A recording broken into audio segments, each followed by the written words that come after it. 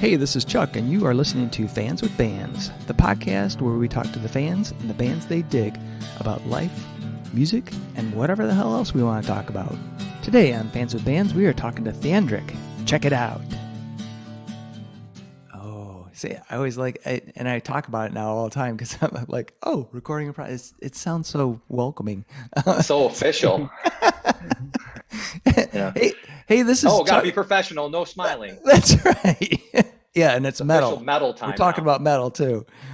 Hey, this is Chuck with Fans with Bands, and I am talking to Paul, Bill, and Aaron from Theandric. How are you guys doing?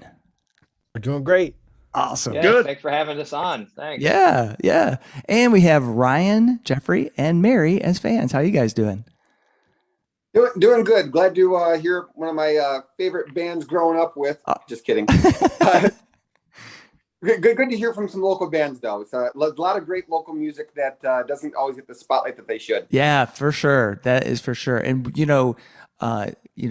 Jeffrey, you mentioned a great point because there's so many bands that I think are local that people just don't know about, and Theandric is one of those bands. So I met Paul virtually, still virtually. I guess we still need to meet in person, but I met you last year when I was doing a Fans with Bands episode with Kruthu, and you were a fan, and you'd mentioned you were in a band, and I was like, all right, cool, that's awesome. And then you reached out again and said, hey, man, we got this EP, would you mind checking it out? And we can get you on. And I listened to it, and I was blown away. You guys have done a fantastic job on this EP. It's The Flight Among the Tombs is the new EP. I listened to the music, and I feel privileged to be able to have gotten that sneak preview because I'll tell you, I'm a big Iron Maiden fan, a big fan of like that kind of classic metal. And I feel like, no disrespect to Iron Maiden because I love them, but I don't feel like their last albums have been, up to par with what they did previously. And I feel like you guys are writing the music that I want Iron Maiden to write. And particularly when I listened to this album, I felt like I was, not that it's a ripoff or anything of that, but you're like building upon that sound that I loved in Power Slaves. Really epic tunes, great, musical abilities. Paul, your voice, fantastic. Bill and Aaron, you guys, guitars. I mean, I love the trading leads. The licks are fantastic. So, bravo on the new album. It's fantastic. Oh, thank you. Yeah. So nice to hear. So I have to ask and start off with what was your desire behind making this EP? What were your thoughts as far as what you wanted to accomplish on this album? I'll take this. All right. Let's see. Besides the chicks, the drugs, and what else we were going to get? Yeah, sex, drug, and rock and roll. Yeah. Yeah, this is true. This was intentional thought about, what would be the most accessible, marketable thing that would make us tons of money and get lots of attention, have little to no substance. And we thought progressive metal. That's the thing. Really to just, to make a statement. So Right. Somebody screwed up when we ran the numbers. I don't know. But we actually were it was really great synchronicity in terms of the band, me connecting with Bill and Matt and Aaron at a certain point in time. I had been writing stuff on my own for a while and did one EP just as that was like a one-man project, which actually I'll have to send you that. We had an EP called Up the Irons, which is a Iron Maiden. And so that was 10 years ago, and I had always planned for Theandric to be a full band. Yeah. But it was just a matter of, trying to find the right people. And then I met Bill and Matt when they were playing in a local 80s tribute band. Okay. And they needed a bass player for a couple shows. So I filled in, and then we were jamming, and it turned out like, hey, we all love the Big Four, Iron Maiden, Judas Priest, and even 70s prog. Oh, cool. And stuff. And it seemed like I was like, hey, these guys might be into some of the stuff that I've been working on. Yeah.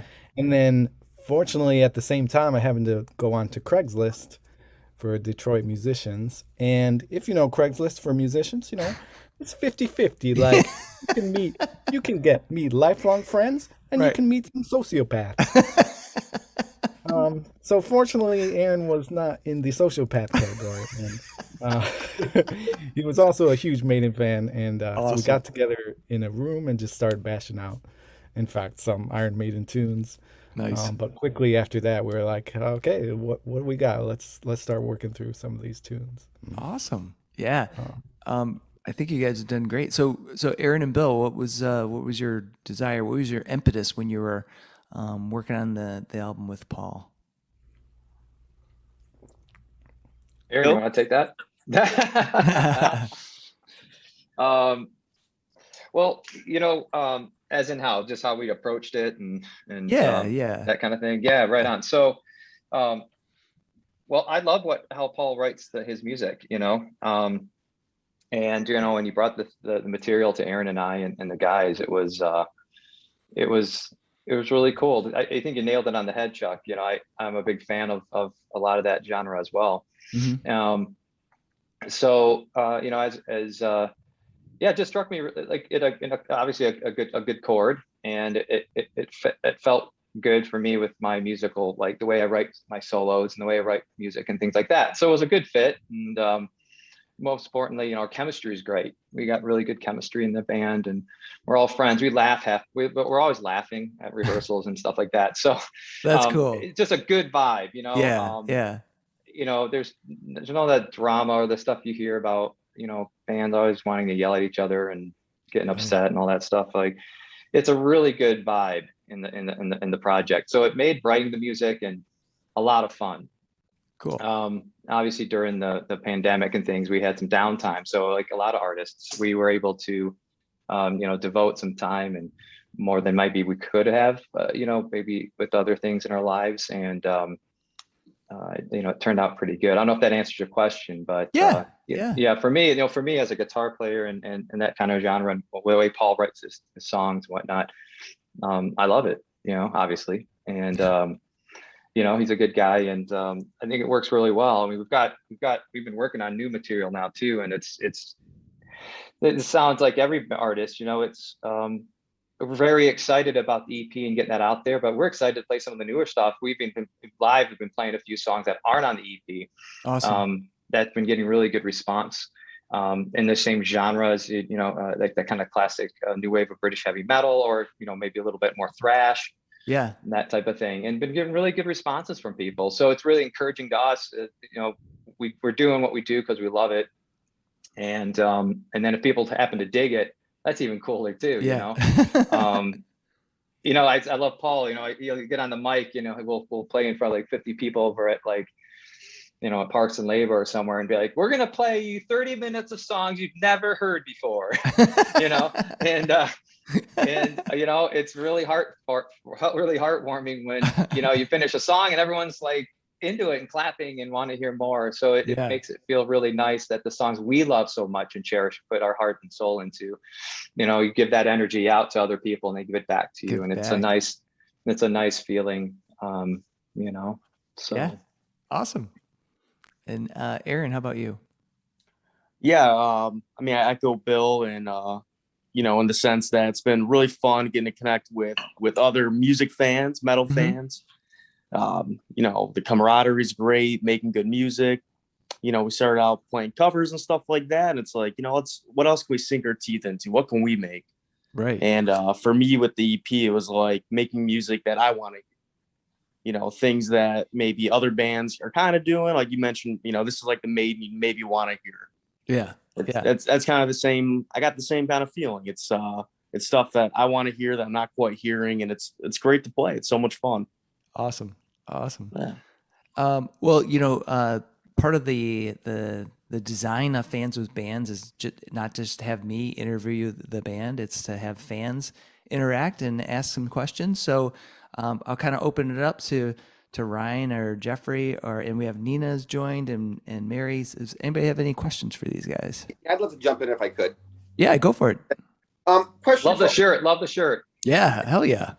He's got Iron Maiden shirt on. If anybody's To point out, I didn't wear the shirt for this Zoom meeting. I always wear it every day. So, That's even better, my friend. yeah.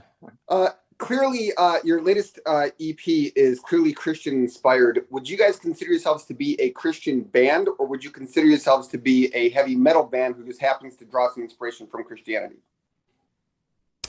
Yeah, I would say no, we're not a Christian band.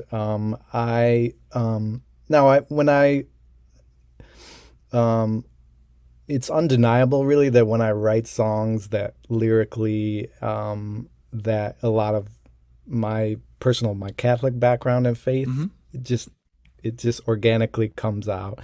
And that's, some the things that I feel passion and strongly about, they come out in my songwriting. And I mean, the name Theandric is a theological term. It means, I picked it a long time ago because I thought, one, it sounded really metal, but also because it means really like the cooperation between human and divine nature. Yeah. So that's my philosophy of music, that like God gave me a gift of talent and I just want to cooperate with the divine in creating something bigger than myself. But at the same time, I always had the dream that Theandric wouldn't just be me. It's a band. And so we have 4 people with different, life perspectives and philosophies of different, they're at different places with their experiences and beliefs. And it actually gives a richness to our music. And I did for this release, I wanted to kind of broaden my lyrical kind of approach a bit. I want metalheads of all stripes really like to connect with it, like the riffs melt your face, but if you sit down and you read the lyrics, like it's thought provoking, there's some depth to them. Like for this record, a lot of poetry and literature was the inspiration, and then some biblical things as well. But I would say, like our aspirations are not to be pigeonholed really into one, thinking of being one genre like Christian metal. Yeah. So cool. Awesome. I was curious about that myself because, and that I have a kind of a spin-off question to that. Do you ever feel that there's any kind of that people may not necessarily approach the band because they think it's a Christian band, and has that caused any problems for you as far as like your goal for the band and as far as being a metal band, but then people think, oh, it's a Christian band and I'm not into Christian beliefs, so this is not for me?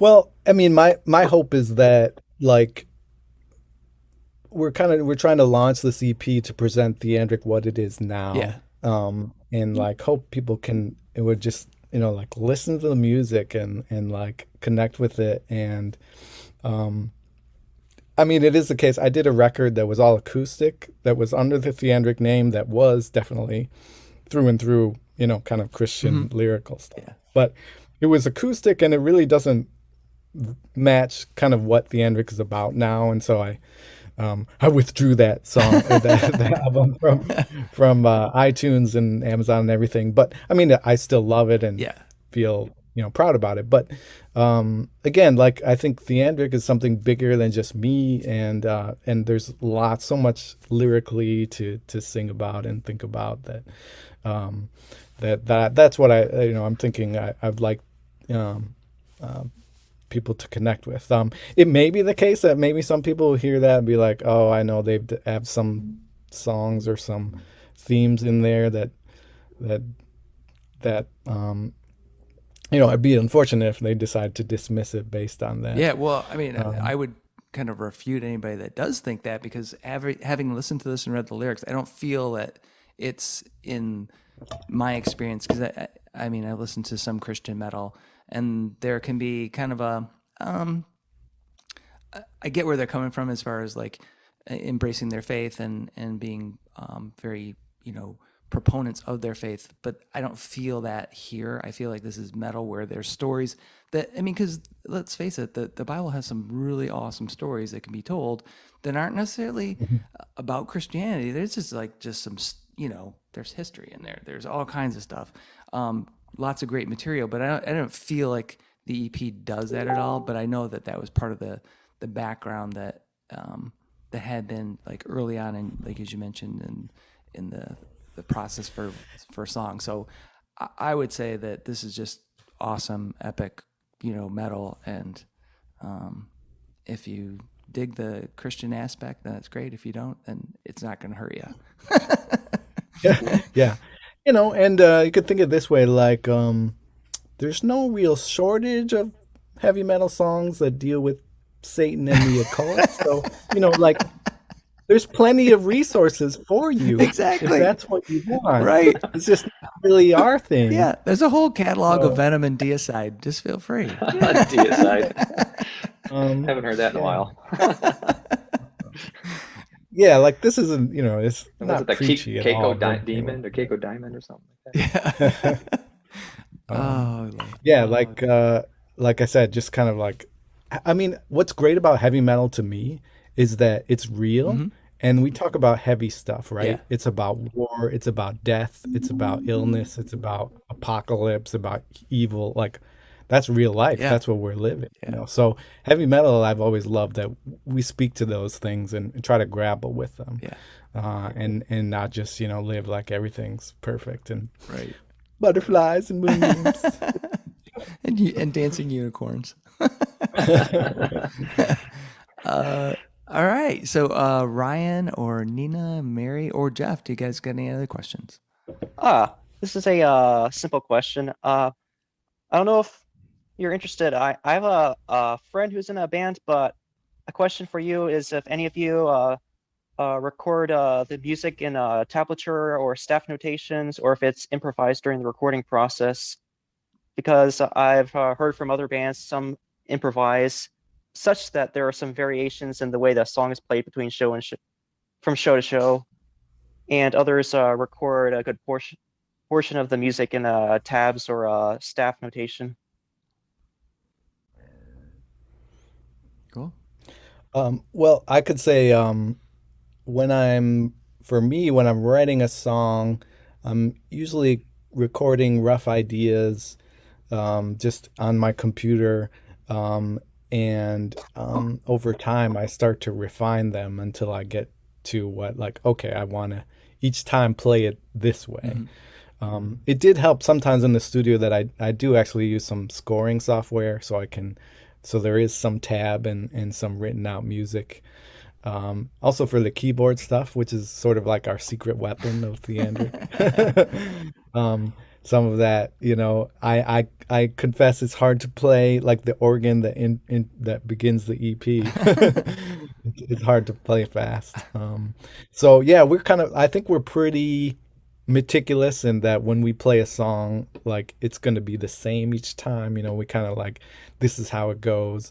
We might sometimes we try different tones, maybe. Like Bill, you could speak to like some of the cool effects and different things that you try to give different textures.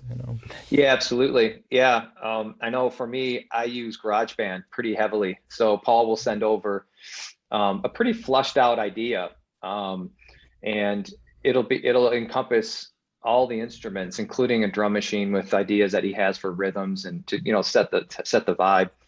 But then I'll do drafts of guitar solos over that work, and then send them, and Paul and I will work together on refining ideas, because it's like anything, when you're really close to it, sometimes when I spend a couple hours on something and then I'll send it over, it's almost like one of those old sayings, sleep on it. I need a break from it. Or Paul hears for the first time and he'll be like, I love sections, the first 3 bars, but the bar 4 and 5 are not just there yet. It's kind of going somewhere else, where it might be better if it went somewhere this way. And so we work that way with GarageBand. When it comes to a live setting though, like I only use a few pedals. I have this cool It's called Villanova. It's actually out of it's a Michigan-based company. Mojo Hand Effects actually that makes it. They don't make it anymore, but it's a chorus pedal, but it's like an old 70s kind of sounding chorus pedal. Paul, who's the guitar player, the 70s blues player we always talk about? I forgot his name right now. Robin Trower. Robin Trower. Oh, Robin Trower. Yeah. So yeah, right. And obviously everyone knows Dave Murray's a huge fan of Robin. And you know, if you listen to Power Slave or some of Murray's with those chorus pedals he uses, you can see the influence once, you know, really start understanding where he's getting it from. But that pedal has that kind of a sound to it. It's really, really nice. So I'll put that on certain songs or certain sections of songs that aren't on the EP live. Just to, like, you know, Ryan, just to like spice things up, or, you know, create a different texture. You know, and the live setting and things like that. Not only for myself, but then for people who might know the songs or been listening to them, and then when they see them live, it's just like, oh wow, that's really cool. It really sets a different mood or tone to the song, you know. But you know, solo, as I stick to my solos pretty close. You know, I'll do little tweaks here and there, but you know, I'll play them pretty right on. And if I'm not, it's because I forgot what I was doing. And now I'm improvising my ass off. Like, hey, that was really cool. You did that totally differently. Yeah, I know, right? Woo. If I can just jump in really quick, going back to something you said, Bill, I kind of missed something. You said you use GarageBand. Can you please, is that a software? Can you please explain what that is? Oh, right on. So yeah, it's a software by Apple computer. It comes with all the new Macs, or I think it's a standard now. It just comes with all the Mac been around computers. for a while. Yep. Yeah. So I just use this. I can show you. It's cool. I have this little dude I had here. And it's a converter. So it just goes from USB into this converter right to my 1/4 inch. And it's got every single amp setting, effects. You can get it right down to the nitty gritty. You want to use a 57 mic down a 412 cab with, you know, vintage type speaker. It gets really intense. Chuck's nodding. He's probably used it. Yeah. Yeah. You could spend days messing with it, and I'm sure people do. I found a decent tone that I'm like, I just saved it, and I'm like, because I'd rather play the guitar and work on something, you know, mess around with tone. At least on GarageBand for a demo. But yeah, it's a cool software. I recommend it. It's very powerful. I barely scratch the surface on it. To me, it's kind of like a digital 4-track Tascam I used to record on when I was younger. And I was like, oh my God, 4 tracks. And I would record each track. And then I'm like, oh no, I don't have a 5th. This stinks. Then it's on a cassette, and I'd have to put it in my 84 Riviera to listen to it. So, yeah, exactly. Now things are much cooler and easier. I know. Yeah, because GarageBand. Yeah, check like it out. you said, you can put the 57 mic on there and have any cab you want, and basically any amp head you want. You know, it blows my mind away. It really is. It's very, very versatile. It's pretty neat. Yeah, we could start to nerd out on guitar stuff real quick here. I can feel it. You know, it's funny. I was actually in a U2 tribute band for a little bit, and when I had to, you know, simulate the Edge, and well, good luck. I didn't have $3 million so I could buy and have, you know, his you know, what his one guy who does all the stuff. But anyways, I did have a board that was the size of I'm not kidding you, it was probably the size of a kitchen table. And I had two AC30s, A and B on stage, with literally the board was split in two with two different, and I think that scarred me because I literally have 2 pedals now. I was like, I'm never doing that again. It was fun for a while though. I gotta minimize here. So we've got a couple extra fans have joined, and I think I recognize Matt there. Hey, Chuck. Hey, man. Hey. And Caitlin has joined. So kind of opening it up to folks, fans that are on that have questions for the guys in Theandric. So I don't know if Matt or Caitlin or Ryan or Mary or Nina, anybody has any questions, or Geoff. Anybody? I do. I have a question. Well, okay. Go for it. Sorry, I jumped in. I want to know everybody's favorite song and why. Ooh, awesome. Oh boy.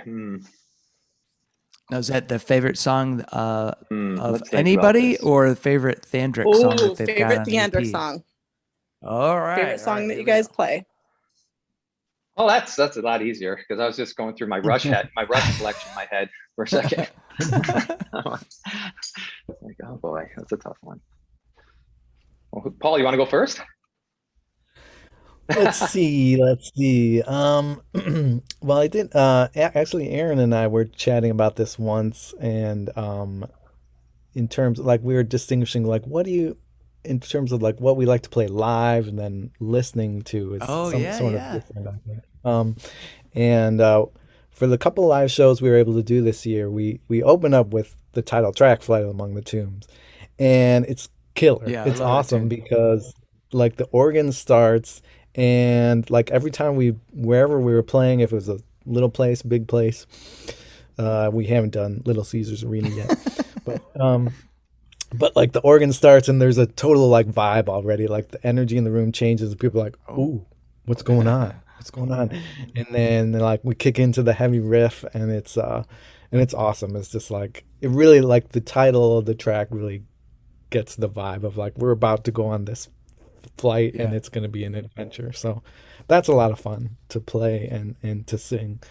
For I think for the record, for me, the song which will be our single, which is now you can stream on our Bandcamp page, but the song "Condemned to Death," I think was the one that really turned out powerful. And that is one where I really like, for me personally, like emotionally, vocally in the studio, singing it, like it really, like everything synchronized, I think, in a way like it's heavy lyrics, heavy music, like it really.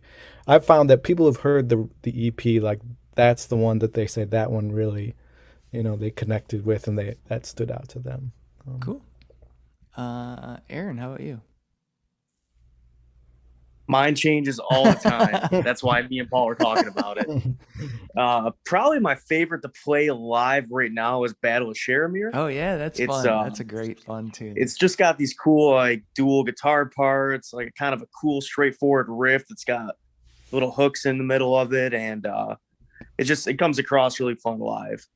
And my favorite to listen to on the EP is Ozymandias, because I think it catches such a vibe. It's very epic.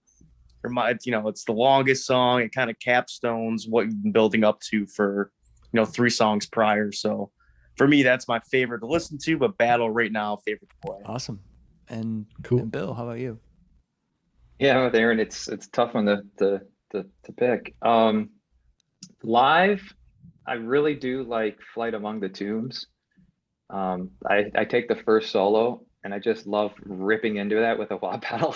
And it's great because we just capture everyone's attention. It's like it's fun. It's a lot of fun to play. It's especially when the vocals kick in. I'm just playing and Paul's singing, and it's fun. It gets my blood going. Kind of, it's fun. And then to listen to, it's it's tough because it just depends on the day, really. It's like anything, right? It's I'd have to say probably "Condemned to Death" or Ozymandias, probably. But then again, like listen to the flight. If I'll purposely not listen to the music for a long time, and then when I put it on, it's like it's kind of fresh, But it's just when you're in it so long and so much. Yep. You need to I have to take a break a little bit.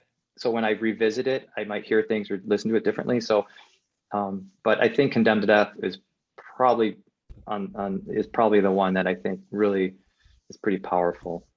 That song's just got so much color and texture to it. Yeah. I'm very excited for people to hear, obviously, all the songs, but like Paul said, that one for the first singles, I think I'm very excited. I think it's a really good song to throw out there in the metal music sphere. Yeah. For Theandric, I think. Yeah. It's fantastic. Yeah. I'm curious though, like, so I don't think the album's coming out for everybody to enjoy until February. Is that correct? Yeah, February 11th is our release Okay. date. All right. Mhm. So we've got to hold on to that one tune to last us through the holiday and into February. All right, cool. Right. Excellent. Yeah, thanks for your patience on that, because I tell myself that every day. Just gotta hold on. You got to hold on. Yeah, there's a lot of stuff in the works for the reason for that date. So, Excellent. it's yeah, for sure. So Oh, that's cool. there's a reason behind that for sure. So, All right. yeah. Some of the very special VIP Theandric fans got their advance copy. Nice. Y'all raise your Yeah. hand there. And don't worry, Ryan, we'll hook you up. Excellent. But yeah, I want to, if you don't mind interrupting, I No, want to go for it. acknowledge the presence of the great drummer extraordinaire, Matt Fry of Oh, Crew God. Yes. Yes. My first fans with bands experience was as a fan of Crew Through, and Yeah. they put out awesome albums Yeah. already. So I've already told Matt, like, let's see about 2022 Theandric / Crew Through tour. Oh Mhm. man, Try to that would be fantastic. No, that'd be awesome. Yeah. No, I just want to say that I haven't heard. This is the first stuff I've really heard from you guys, and it's on constant play in my car. It's like replay. Right on. I love it. This is like epic metal done perfectly. Yeah. And Oh. the production, everything is just, I can't get enough of it. It's so good. Yeah. Yeah. And That's awesome. that's a good point though. That you bring up, Matt, because I have heard some really killer music where the riffs, the songwriting is cool, and then the mix to me sucks. Like, Yeah. I like to have, even though Yeah. I play guitar, I like drums a little bit forward, Yep. and I like to make sure that the guitars aren't overwhelming everything, because a lot of times I hear music where the guitars are Yeah. like way too high and like Mhm. yeah. So you guys have done a great job with the mix. So where was this recorded, and who was the mastermind that was handling that stuff? We were really fortunate to connect with Tim Padalin of the Loft Studios. Oh, yeah, in yeah. Saline, Michigan. The EP that I did as a one man guy in 2011, Andy Padalin had produced in his home studio. Cool. So both of those guys play in alternative rocker Sponge, Yep. legends here in Detroit area. And we did, we spent some time thinking intentionally about like, where can we do this? And we wanted to have a steady guiding person that we could really, would listen and hear what we were trying to achieve. But also, Tim was amazing because he has all the knowledge and he could know what we were trying to get before we could even verbalize it sometimes. Awesome. Like, Mhm. so we brought in things where we're trying to say, kind of like going for this kind of vibe. And I remember Bill and I were talking about it before we actually went in the studio. And one of the things that was important to me was I wanted this CD to sound with real, and I mean, certainly like our keywords are always epic and powerful. Is kind of like the keywords of Theandric. But I wanted to have it feel a certain bit of danger, if you will. Like, not to feel like everything was like corrected on Pro Tools. Yeah. Like, yeah. it should feel like these are 4 dudes going in there and just like nailing it, Live. like sing your ass off, play your ass Yeah. off, like, try to capture that energy. So I like hearing mistakes. I like hearing small mistakes and stuff. It tells me that, those are real people playing those things. Yeah. Yeah. There's so I don't know if you guys are Armored Saint fans, but way back in the day, because I'm an old person, I got the very first EP, and if you listen to that, you can hear that there's one. Is it shoot? Now I'm blanking out on the tune, but you can hear the guitars when they're playing. One person screws up and he's off a little bit on his picking, and he loses it for just Yeah. a second, like a beat, but it's in there, and you're like, Yep.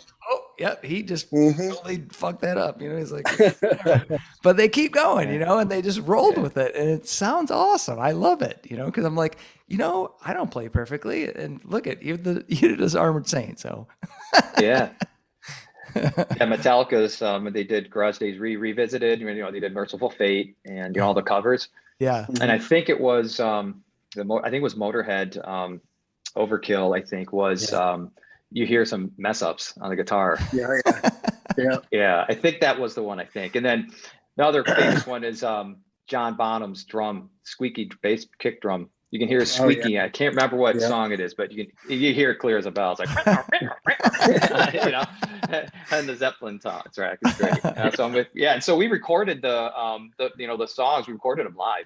We were all awesome. separated, and like we were in the control room, Aaron and I, and Paul and stuff, and Matt was our drummer was, you know, obviously in another room, whatnot. But the amps are all downstairs, all mic'd separately, and you know, for just that point, Matt, you know, just capture and Chuck to capture that vibe, and we kept a ton of that stuff from those takes, you know, that's just cool. for that reason. Yeah, because there's a chemistry for sure, you know. Mhm.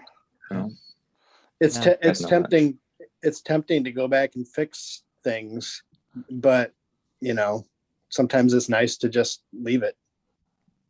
Yeah, because I mean, I am a fan of like heavily orchestrated music as well, but sometimes I wonder like, how the hell are they going to pull this off live? You know, Right, because you're right. like, you've obviously added a whole bunch of shit to this thing that's, you know, and there are bands that can translate that, right? They translate their tunes, that they dial them in a different way so that when they play them live, it still has the, you know, overall vibe, but they've compromised. But I think you guys having played live and doing the EP live and the new songs that are coming out, you obviously won't have a problem with that.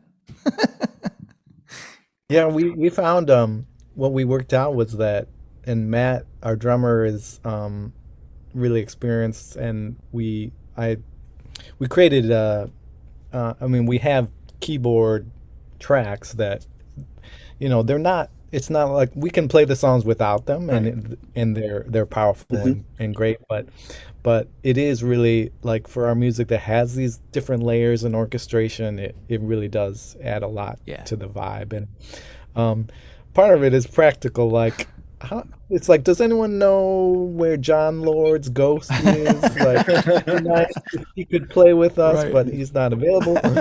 So rather than trying to find a metal keyboardist who would be up to the task, and we find that works out. So I mean, it would be awesome someday to have a physical person to handle the keys, but we found a way, you know, and it's cool just like having the four guys. It's a straight up metal band, but like I said, we sort of have the secret sauce of the other synths and keys and things that give some more layers to stuff. Nice. All right, so kind of open it back up to the fans. You guys got any other questions? Jeffrey, Caitlin, Nina? Yeah, I'll jump in if no one else is going to. Where do you guys ultimately see yourselves? I mean, what I'm getting at is we all know the music industry can be brutal sometimes. A lot of people get screwed over in the process. I heard Fiona Apple talk about the casting couch thing some years ago. I heard TLC talk about how they got screwed over in their contracts. This does happen in the music industry. It's not unknown. Do you guys see yourselves as just having some fun? If you can make some money in the process, that's great, and you just like what you're doing? Or do you guys actually see yourselves trying to actually make it on the big stage at some point in time? Yes, let's see. There's the real answer, and then there's the humorous answer. Hear 'em both. Yeah. Hear 'em both. Okay. Well, the real answer is, we'll start with that. Is I mean, this is truly about love and devotion and joy and playing music. Yeah. Like, we recognize like it's worth doing because the music is awesome and we love to play together. Yeah. So it's like everything else would just be frosting. Like, you know, we made a record that we're like, I love this. I hope other people like it too. But you know, like that's the success right there. Like, we got it in our hands and we're like, yeah, this is awesome. This is how we spent our pandemic. Mhm. You know. So that's, I mean, it's like, yes, I'm really pleased that we did that. But at the same time, I admit I'm ambitious. We're ambitious. Like, and I like to say we're realistically ambitious. Like, we want to play more. We want more opportunities. Like, I feel like, hey, we got the songs, we got the skills. There's no reason why we shouldn't be opening up for big bands who come to town or doing some nearby festivals. Either here or across the pond. I mean, Yeah. yeah, anything's possible. Like I feel like people hear the songs. Hopefully, they'll be like, oh. This is some serious stuff. Right. So that's my thought. Yeah. In terms of the humorous answer, my idea is that this EP sells 1 million copies.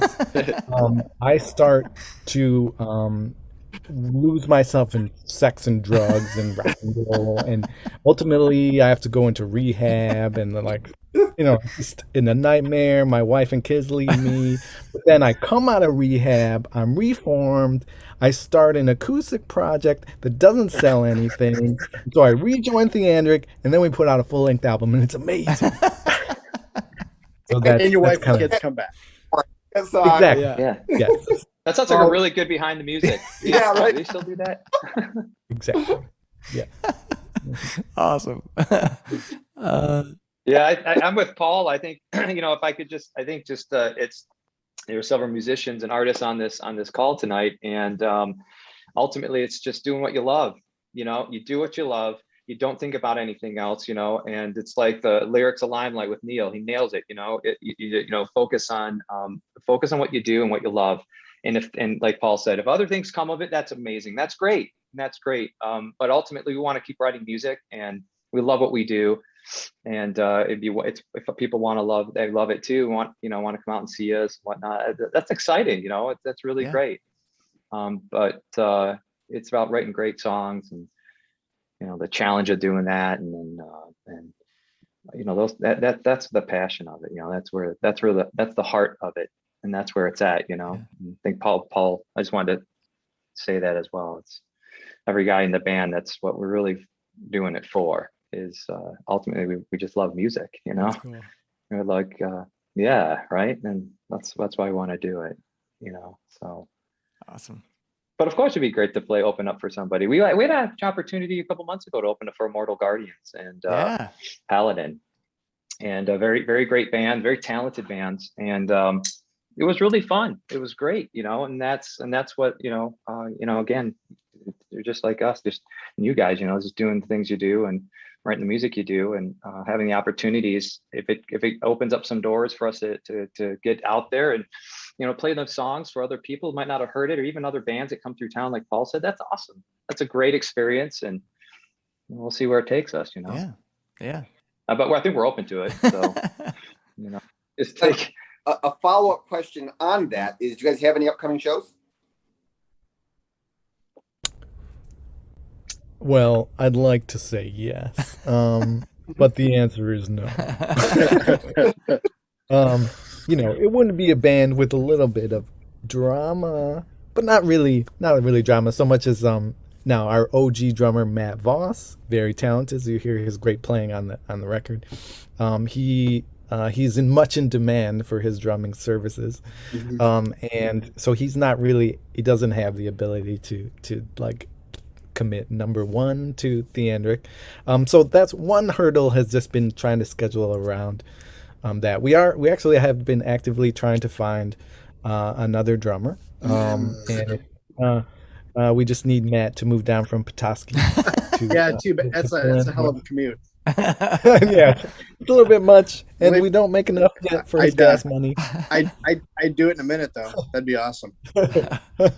It's good to know. So so as it is, we things are behind the scenes. We're in the works to try to figure out how can we get back out there again. Cool. So in the meantime, though, we'll be working on putting in some promotion of the EP, and just get a chance for people to hear the songs. But Geoff, for sure, I'll let you know once we get some. Yes, please do. My work schedule being what it is, It makes it extremely difficult for me sometimes. But I'd love to come see you play live sometime. Yeah, yeah, me too. Absolutely. And Jeff's in Chicago, Oh, so geez. we could play Reggie's or Yeah, someplace yeah. Empty cool like bottle. that. Yeah. Hell yeah. That's awesome. Just if you guys come, make sure you come with weapons because the city isn't doing so well right now. So We are We got ready a really to cool fight the flying battle. V. Maybe that could be. Yeah. Yeah, I think once the holidays, it's like this month is pretty right. It's coming to a close, and I think we'll see some opportunities in the coming months as we roll into the new year Yeah. and see, like Paul said, see what happens. So we'll just keep your eyes peeled on our webpage and sign up for the mailing list, and we'll alert you guys when we have shows. Cool. when you say mailing list, are you referring to an email list or a hard copy? What are you referring to? It's an email list. Okay. So you can just go to our website, theandric.com, and just sign on up, and we'll blast you out, when we have shows. Perfect. Okay. I know will. where they're at, and Thank you. Perfect. Yeah. yeah, you bet. I'll Yeah, you put bet. links in the show notes for the podcast. So when the podcast comes out, those will be out there too. So we can right on. socialize there too. Awesome. So I've got a question for you guys. We talked about your favorite song to play from the album, but I'm curious about like your origin story. I like to like kind of go back into everybody's catalog, and this includes fans as well. What was the very first album that you bought? And this could have been gifted to you, but what was the very first album you remember like consciously like, I've got to get this? So let's start with Bill. Depeche Mode, People Are People. Really? Awesome. Excellent. Nice. Yeah, I think that one, which I love. I'm a huge DM fan. And then I think that, and then Men at Work. Nice. Yeah, Awesome. I can't remember the album. It's that was. Yeah. That's what started it. I recently learned that Troy Sanders is a fan of Men at Work. Oh, Yeah, man. so crazy. Yeah, and then I was a skate rat. And then I listened to a lot of hardcore, Cool. so Minor Threat, Black Flag, Circle Jerks, Sam Hain, Nice. Misfits, and Exploited. Right on. The list goes on, Yeah. right? And then it wasn't shortly after that is when my favorite year of heavy metal. I was around that time when I bought Among the Living, Master of Puppets, Rain and Blood, Abigail, and 86. Summer in Time it was maybe, and then that just changed my life. And then I was learning how to play guitar at the time, and Awesome. then at the same time though, I was a huge fan of The Cure. Still to this day, great songwriting. I love Robert Smith. Yeah. And I love the vibe he does. I'm a huge Yes fan, Genesis, Rush, Nice. especially the 70s. I love Pink Floyd. Yeah. Big Floyd head. Love Floyd. Yeah. And so yeah, I mean, I play metal, but I'm just a music fan, That's always good. That's always good. Have a Yeah, well-rounded. helps. Yeah, exactly. You got to have there's too much music to just limit yourself to one genre, I think. Yeah. Oh, there's so much. It's ridiculous how much music, Yeah. right? And it's hard. So I mean, I love everything from Radiohead to Soundgarden to Enya to Miles Davis to some kind, something. What is it? Some kind of something blue, or whatever. So Yeah, good. that's It just goes on. It's just like I'm not. I love the Beastie Boys. And, Public Enemy, NWA. Oh, yeah. Easy cracks my shit up. I just love music. that's awesome. But yeah, right now I can't get enough of Rush and Yes right now. I can't stop listening to Yes in particular. Steve Howe is one of my favorite guitar players. And So when I listened to Yes and Rush, I was like, I actually wanted to play bass. I play guitar, but I wanted to play bass because I was a huge Chris Squire and Geddy Lee fan. And those guys blew me away. yeah. And I was like, and I love, love Steve Howe, but fuck Chris Squire, man. Roundabout, you listen Amazing. to that guy and like, son of a bitch, Yeah. I'm just stopping here. Rest his soul. Yeah. Yeah. Oh yeah. Listen to Gates of Delirium. Oh, yeah. That's one of my favorite Yes songs. Yeah. Fantastic. Yeah, it's it's good stuff. Yeah. So that's kind of, Cool. Awesome. yeah, that's kind of all the stuff I listen to and influenced by. All right. Aaron, what was your first album or tape or CD or? My first album was in 4th grade. It was Iron Maiden's Power Slave. Oh. Saw the CD cover at Best Buy, shopping with Aunt Sue, and I was like, I gotta have this. Like, it looks cool. Like, I recognize some of the songs. Maybe I've heard them, maybe not. Yeah. Took it home, and like the intro to Aces High blew me away. I love that song. Really, like, you hear about people talk about that moment where like they hear something, it's like that was that for me. Awesome. And so that was the first one, and then got into, Metallica, Anthrax, Slayer, Megadeth's one of my favorite. Then, as you know, more modern, like Mastodon, Trivium, Lamb of God, Municipal Waste, kind of new wave thrash, just all over the board. With metal and rock. I just saw Municipal Waste at the shelter. They was kick ass. Oh, nice. Yeah. I was bummed I couldn't go, man. How was it? Good? It was crazy. The pit was like insane. Yeah. I'm trying to take pictures. There's no like pit for the photographer. So I'm just flying over me. I'm getting like, hold on. They are such a fun Oh my band. God. Yeah. I've seen them a couple times and they were just fantastic, but yeah, cool. Awesome. Paul, how about you? Well, this is good timing because my friend Geoff here is joining us, and it is really literally thanks to Geoff that I was introduced to the music of Iron Maiden. Oh, I was in 6th grade, and we had whatever science class together, and he's like, "Dude, have you heard of Iron Maiden?" I'm like, "I don't know what that is." And so he gave me a cassette to borrow of Number of the Beast. Nice, right? And like Aaron said, it's just like, you discovered air for the first time. A light bulb goes off. What is this? So then it was Somewhere in Time and Peace of Mind, and it was awesome to just collect all those. And we were starting a band of sorts, and Geoff was like, and you're gonna play bass. I'm like, what's a bass? So I'm like looking in my albums to see what does a bass do,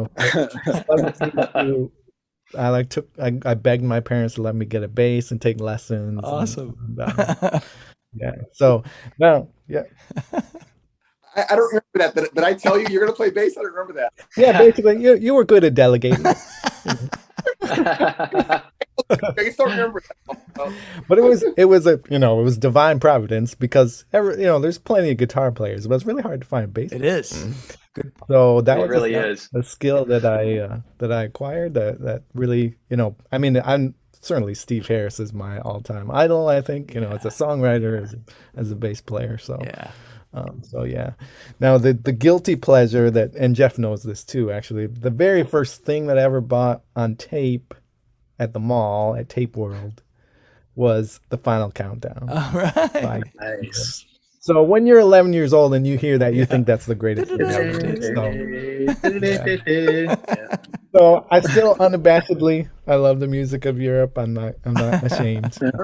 But that was my gateway into harder and heavier stuff. Awesome. Well, let's jump to Geoff because I'm gonna guess it's Iron Maiden. But what was your first album? Paul, you probably remember this. It was Poison's "Open Up and Say Ah." Oh, yes. It was the first tape I ever bought, my own money. I remember I had my little Poison phase in like the 5th grade, and someone else that Paul grew up with also named Brian Kruger, he got me into Iron Maiden. And then I still had some Poison stuff and some posters and everything else, and Paul convinced me, Geoff, we got to get rid of this stuff. So yeah, I agree. So we went to my wall and ripped it all down, destroyed it all and everything else. And I had graduated from Poison to real music, the Iron, Metallica, the Slayer, the Megadeth, Judas Priest, the more modern bands, the Manowar, Sabaton, and of course even the classic ones, the AC/DC. Still, just today, I hear classic. Someone drives by the other direction from me playing Thunderstruck out the guitar. I haven't heard Thunderstruck in a long time. I got to put on Thunderstruck too. So, a lot of great AC/DC, a lot of great Guns N' Roses, a lot of great rock and metal. Awesome. Ryan, how about you? You're talking to me, correct? Yes, sir. Oh yeah. The first album I actually bought with my own money, I think, was you probably never heard of the band Forefather from England. No, huh? I think Maybe the I'll have to album was check it Ours out. is a Kingdom. All right. It was back in 2008 when I bought it, or 2000. It was a while ago. I think I was in junior high or freshman in high school when I bought it. Cool. So Recently, I've been listening to this Australian band called King Gizzard and the Lizard Wizard. Yeah, I've heard of them. I bought their whole album, Murder of the Universe. I've been listening to some of their other albums. They have a very eclectic sound. Yeah, I could vary from their more recent eclectic name. Their most recent album, Butterfly 3000, which is synth pop, to some of their heavier albums like Infest the Rat's Nest, which is like thrash metal, like Metallica or Megadeth, and some influence from the 90s bands too. Yeah, for sure. Like but the reason I was interested in found out about Theandric because I was interested in a lot of medieval music and folk metal as well, and cool. they popped out. Very nice, excellent. Yes, that's cool. Ryan connected with us, I think, because one of the older songs I put out uses Gregorian chant. Oh, cool.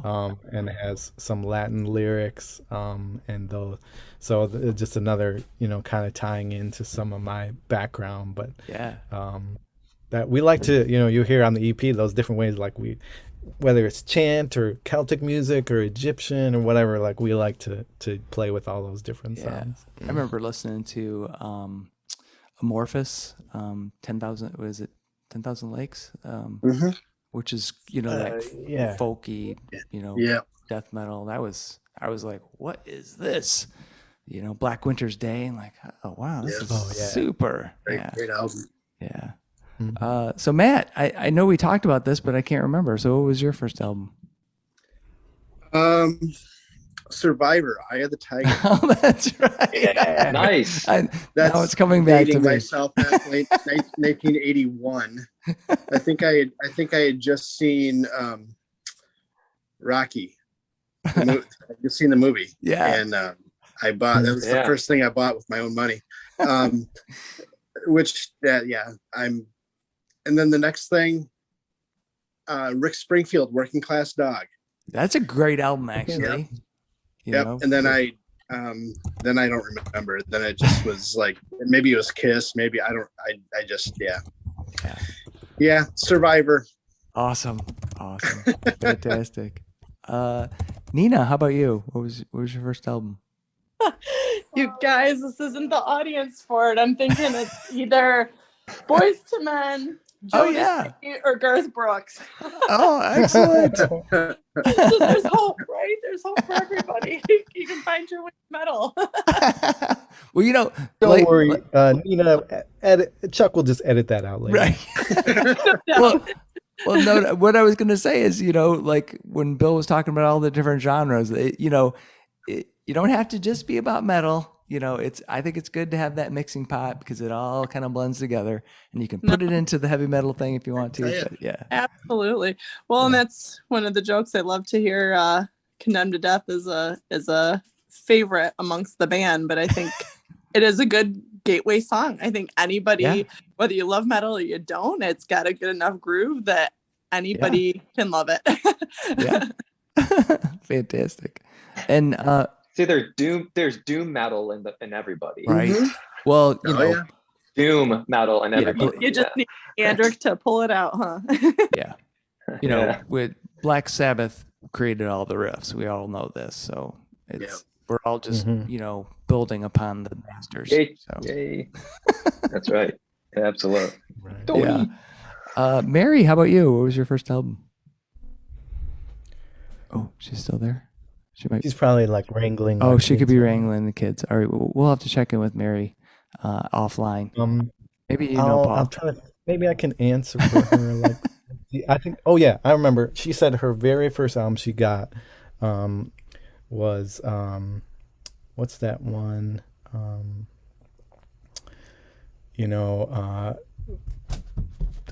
blanking on the name. Altars of Madness by Morbid Angel. Excellent. Yeah, That's a it was- I just made my way back to the phone, and I think that is a better conversation and answer than what my first album actually the hardest. probably The hardest thing was. we had to do was decide which song for our first dance at the wedding. That was just the hard part. Chapel of Ghouls. It was. That's what I walked down the aisle to, actually. Awesome. Oh, romantic. Or you can give the real answer, Mary. I don't know what it was. Yeah, what was the real answer, Mary? I don't remember. I honestly don't remember my first Oh album. no, that's sad. Well, my parents were very like music. Like they loved, like we always had music in the house, yeah. and they had really cool taste in music. So I don't remember. I feel like my dad always had like the next greatest like disc player or whatever, and he was always just buying albums. And we never had any money. Like I never had any money as a kid. So I feel like I would always like run to the tape player and just hit record when it was a song. Like I don't remember ever having like expendable income to go and buy my own album. And you had no want because you had all the music you needed. Because we had exactly. That's awesome. Sounds like a really cool mixtape. Yeah. Oh You yeah. know, We have some just record what you like. pretty with a little bit of commercial in there. Right. Too, Yeah. Always get a little bit of commercial. Okay. God, how did I get this out? Little jingles. Well, guys, I really appreciate having you guys on here. It's been fantastic talking with you. I have just one last question. Paul knows, Matt knows. This is controversial. Very important. Question. Hopefully, it won't break apart the band. This has caused problems, so I'm just throwing it out there. But I'm gonna ask it anyway, and that is, pineapple or no pineapple on pizza? Bill. Pineapple or no pineapple? I'd probably go no pineapple. Oh, all right. Aaron. Pineapple. Whoa. All day. Pineapple. Hey, I'm out. Hey, That's it. all day, dude. It's amazing. Oh, awesome. Now, do you so some common topping coordination is jalapenos. Do you do the jalapeno with the pineapple, or you do it like the traditional Hawaiian with the ham? Usually the traditional, but I've had it with jalapeno. Oh. Very good as well. That sweet, spicy combo. Yeah. All With the right. savory cheese and sauce. Yeah. All the above. Oh man, now I'm gonna have to try All this the- sometime. Paul, I don't remember what yours was. Were you? Pizza top, whether yes or no on pineapple. Yep. Is that the question? Yeah. So I've thought a lot about this. Okay. When I was in college, Geoff and I were both at Michigan State. College for a lot of people is a time of exploration, experimentation. So I can say yes, I did have pineapple on pizza at that time. I'm not proud of it, but it was just something, you try. It's around. People are like, you want some, peer pressure. So yeah, I don't really, it's not a go-to topping now. Now I got 3 little kids, so it's always just cheese. Like boring suburban cheese. I just want some pizza. cheese. That's all I gotta have is some cheese. Like I need my family to leave town so I can order a pizza, like all beef. I never get that anymore. So. First world problem. Yeah. Ryan, how about you? Pineapple or no pineapple? If it's dehydrated pineapple, you want a real answer: pepperoni and green peppers, mushrooms, olive chives. Nice. I like that answer right there. Connoisseur. Yeah. Chives. I've not heard chives before. That seems like the Oh, secret they're just lyrics ingredient. from a song by System of a Down. BYOB. The song is called Chicken Stew. Is from their album Steal This Album. Awesome. Geoff, how about you, man? Look, pepperoni and mushrooms belongs on a pizza, okay? Putting pineapple on a pizza is blasphemous, and doing something like that, especially for a band of Christian roots, I would fear that doing something that horrible could bring about God's wrath like he did Sodom and Gomorrah. Okay, so you've been warned. You heard it here. There it is. Apocalyptic pizza. Avoid the pineapple. Matt, how about you? Absolutely not. Yeah. That's Nope. way Not to- even in the same room. Nina, Vile. Nina, how about you? Yeah, sure. Why not? Now, so sure, why not is not a convincing answer. It's like, would you get it, or would you order it that way, or would you just take it that way? I would try it. I've had it before. It's not my favorite, but All right, there you go. So you wouldn't. yeah. Well, All right, cool. And Mary, how about you? I'm gonna guess she's a cheese pizza eater. Yeah, like, she's my wife. We got the kids. It's like cheese. It's always cheese. Though for a while, like the kids love Jets. Oh. So we'll get Barbecue? Jets makes a nice tomato feta chicken Oh, pizza. nice. That's pretty good. Nice. So it's gonna make me hungry now. right? I know. Get hungry. Yeah. All right, guys. Well, thanks again for being on Bands with Bands. So anybody listening, be sure to check out the new Theandric EP when it comes out in February 11th. Is that correct? All right. February 11th, 2022. 2022. And right now on Bandcamp, you can stream the single "Condemned to Death." Excellent. Yeah, thanks so much, Chuck. This was awesome. I love this show and what you're doing for us locally. And make sure you like and subscribe. You always got to. That's right. All right, guys. May I ask one more question? Yeah, sure. Go for it. Are you guys into the vinyl fad? Do you know if enough people demanded it, would you release a limited edition vinyl EP of Among the Tombs? That would be awesome. But what's interesting right now in the industry, and I've talked to a couple different labels and things, and they're like backed up like a year in terms of getting these records made, Yeah. with the supply chain and COVID and everything. Like it's so we're offering something even more special, which is a CD, like, totally outdated. I thought you were gonna say 8-track. But like we did the CD because it's cool to have the art and the lyrics, Yeah. and it's really for us. So, but it is the case, like a lot of people got the CD and be like, this is nice, but I have nowhere to play it. Seriously, people don't have CD players anymore? Yeah. Oh, man. Really? Wow. So That's kind of sad. I mean, I've got a ton of CDs, but I don't really listen to them. And I would love to hear this on vinyl. I'm sure it would be fantastic. But I get that it's so hard. And it's a chunk of change to kick out to even run, because they won't run less than, I think, 300 or 500. So it's a little bit of money to do that. But that would I'm be thinking, good. yeah, I'm hopeful that Atlantic Records will decide to There you go. do the vinyl run. That's and right. so let's tune in a year and see where we're That's at. right. Awesome. All right, guys. Well, thanks again for being on Fans with Bands, and I hope to see you guys live and see you in person because shows are back. So I'll be looking forward to it.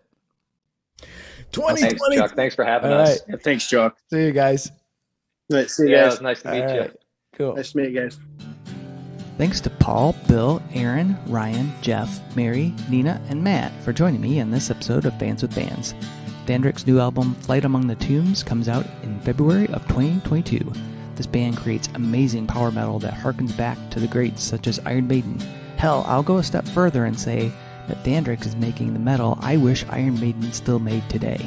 Great stories, compelling riffs, soaring vocals, and thunderous rhythm make Theandric's new album a must-have for 2022. These are tough times for everyone in the creative industries such as music. Your support of live streaming, purchasing music, and merchandise is critical.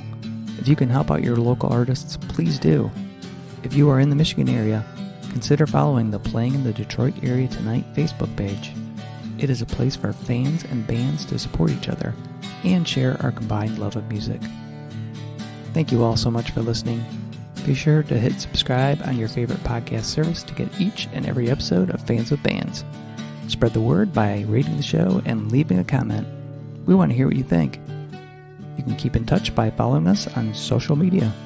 This is a Life in Michigan production. Until next time, be well and kick out the jams.